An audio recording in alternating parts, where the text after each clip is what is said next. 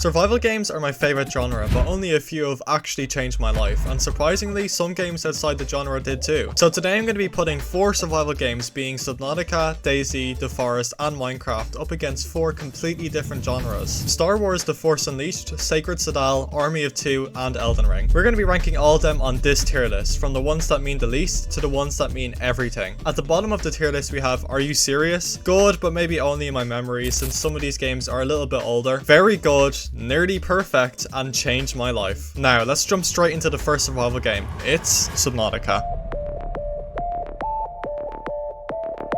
And wow, this game tricked me. I thought I was going to play a relaxing ocean-themed adventure, but no, I would be terribly wrong. I still remember the first time I played this game. I was around 12, fascinated by the world around me, and I couldn't believe how amazing everything looked. It was all peaceful and nice, till I made my way to the Aurora and heard a scream in the distance and saw a silhouette of a massive creature. Man, the first time I saw Reaper Leviathan, I genuinely screamed and woke the whole house up. This game changed everything when it came to gaming. This is my introduction to survival games, which is now my favourite genre to play. And because of this terrifying but enjoyable experience, I was now hooked on the Subnautica and in the future, survival games. Still to this day, I haven't played a game that matches the feeling this game gives me. The environment in this game is perfect. You feel alone, with rarely any music, just you with no one to help you in this isolated world. At the time, I was looking for a game that I can really lose myself in, and this game definitely did it for me. Even though at the start when I saw that Leviathan, I had to close the game and not play it for weeks. But it kept popping up in my mind, so when I played this game again, I got to really enjoy this game's beauty. If you haven't experienced this game before, I would truly recommend it. Overall, Subnautica is an amazing experience that I feel truly immersed me. It also taught me a great life lesson. There is always an answer to every mystery. If it's the deep dark biomes or a mystery in your personal life, there is an answer for everything. Now when we look at the tier list, I think Subnautica is a very good game, so I think it deserves to go into the nearly perfect tier.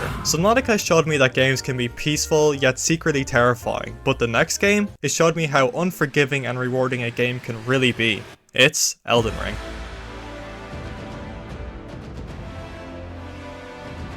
Elden Ring is a Souls game that has a massive open world to explore and discover. I first got this game around 2021 because I wanted a game that would challenge me, and apparently this game was supposed to be one of the hardest games ever made. And when I first played this game, I would definitely agree with that statement. I remember being stuck on the first boss for hours on end, and going through all different types of emotions during this boss fight. You would feel motivated at the start to fight and learn the boss's moves, and then the more you die and struggle, you might get really mad and break some things. But once you finally take down that boss, you feel accomplished, which is one of the best feelings I personally think you can get from a game. Elden Ring hooked me in many ways. The beautiful world and environment that feels never ending. This game really is a masterpiece. Even though most developers nowadays focus so much on making money compared to making a brilliant game, From Software really is an example of a team that would make the best games they possibly can. There is no game like Elden Ring. I have many fond memories of this game, where I would spend a stupid amount of time staying up all night just so I can beat this one boss and explore a new area. If you haven't played this game before and you want to immerse yourself into an unforgettable world, Elden Ring will always be my top recommendation. A game that truly will change your life. The only bad thing about this game is that I expect so much more from every game I play now. Overall, Elden Ring took over my life for a period of time where nothing else mattered but Elden Ring. Elden Ring taught me that you need to keep on fighting no matter what is ahead of you. In real life or a game, you will eventually overcome it and win.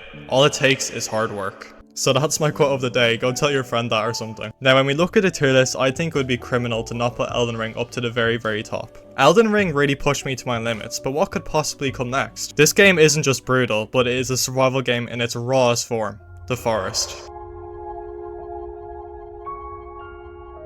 This game you crash on a cannibal island with your son who gets taken away from you. Like I was saying earlier, I love survival games and I just had to try this one out. And thankfully I did. The Forest is a really raw version of a survival game. Just you, in the woods, with crazy people and creatures stalking you. Playing this game solo and multiplayer are two different experiences. When you play by yourself, you feel scared and stalked the whole time, checking all your corners. But when you play multiplayer, it's definitely less stressful. Especially when you go into your first cave, you will definitely be on the verge of tears. When I first played this game, I really loved the base building. All I wanted to do was just make a cozy base and see how long I could survive. The base building is pretty grindy by yourself, so you need to go into the caves to find loot to help you. And oh my god, the screams I let off playing this game. At least this time I went into the forest knowing it was going to be a scary game, unlike another game. The forest environment is beautiful, even though at the time I played it on my old Xbox One, it would definitely be very laggy at times. I still love this game, and it just grew my love for survival games even more. The world is very unforgiving, with animals, sicknesses, and also the fact you need to keep yourself alive with these creatures out to get you. At the start of the game, you'll only see a few creatures every now and again, but the more you play, the more you start to see these crazy bosses every single day. So overall, the forest is an amazing game. Unfortunately, there isn't much replayability to it, but it can definitely start getting out of hand the more days you play. And I would definitely recommend to try this game at least once, especially if you're into survival games. The forest teaches me a lesson about resilience. You get thrown into a terrifying situation that you're forced to adapt, explore, and survive through, showing you moving forwards is the only way to survive. Now let's have a look at the tier list. I think the forest is a great game with an amazing lesson, but isn't as good as Subnautica and Elden Ring. So I think the forest deserves to go into the very good tier. So far we actually have a very balanced tier list. But the forest was an amazing experience, but what came next completely changed my perspective on games. It's DayZ.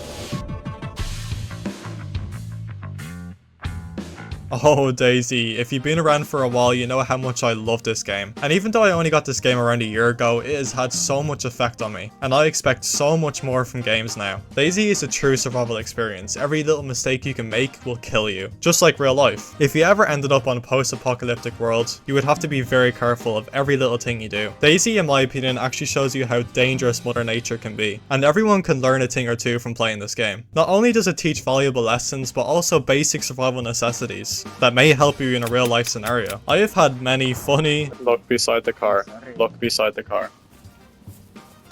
serious and intense moments on this game, and it seems every different server I join, I start a new story that I can sink hundreds of hours into. And I'm gonna say something controversial here. I think DayZ is the most intense game I've ever played, mainly because of one aspect: the 90-to-10 ratio. 90% of this game, you're looting up, surviving from cold, sicknesses, all the normal survival stuff, but there's always that 10% chance that you can bump into a hostile player that just wants you dead. And that is what makes DayZ so intense. My first experience of DayZ was just that, because I didn't know how to craft anything, or the other 10% of people just out to kill me, no matter what I did. DayZ will make you feel truly alive. Everything around you disappears, and you just get lost in this fight or flight feeling, where you're just trying to survive. One of the main things DayZ showed me was how brutal and unpredictable humans are. We're all in the same boat here, guys, stranded after a zombie apocalypse, just trying to make it to the morning. But humans always want more. We're greedy. We feel the need to hunt other humans down for our own need, which is the same in real life if you think about it. Obviously in a less brutal way, but if something like this were to happen tomorrow, I would say it would end up being the exact same in real life. Today I've been on a roll with these quotes, so here's another one to tell your parents. In life, just like DayZ, the biggest danger isn't the world itself, it's the people in it.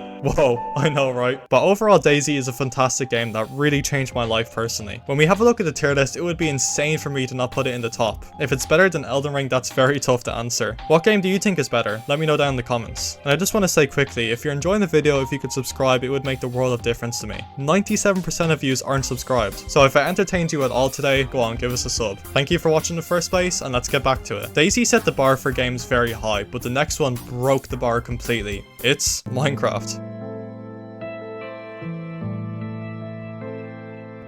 Now, I'm sure you're going to agree with me on this. Minecraft is a life-changing game. We have all played it. I don't have to explain what Minecraft is, we all know about it. But I can tell you how fascinating this game was for me when I was a kid. I honestly think Minecraft helped me so much creativity-wise. It helped me to imagine these massive buildings I can build with no limit, just me and my imagination. Even though I'm now an adult, I still hop on Minecraft sometimes, mainly because I love mods. And I have bought a lot of them to play and enjoy Minecraft in different ways. It just seems no matter what happens, Minecraft just keeps on growing. We just had the Minecraft movie there, which I think is amazing. When I was a kid, all I thought about was Minecraft, what things I was going to build that day after school. There really is no limit to this game. Even when I was just a young kid, I was shown from this game that creativity really is the answer for everything. Minecraft left a massive stain on my life. I spent so much time playing it. And I know you've definitely poured hours into this game as well. There isn't much to say about Minecraft, but it's a timeless classic that will never go away. Because every day there's a new mod being made that is better than the last. And I'm completely down for that because I love playing mods on Minecraft. But since I'm on a roll today, let me hit you with another quote. While other games taught me how to survive and fight for myself, Minecraft taught me how to create and expand. When you have a look at the tier list, I think Minecraft is a timeless classic, and I think it deserves to go to the very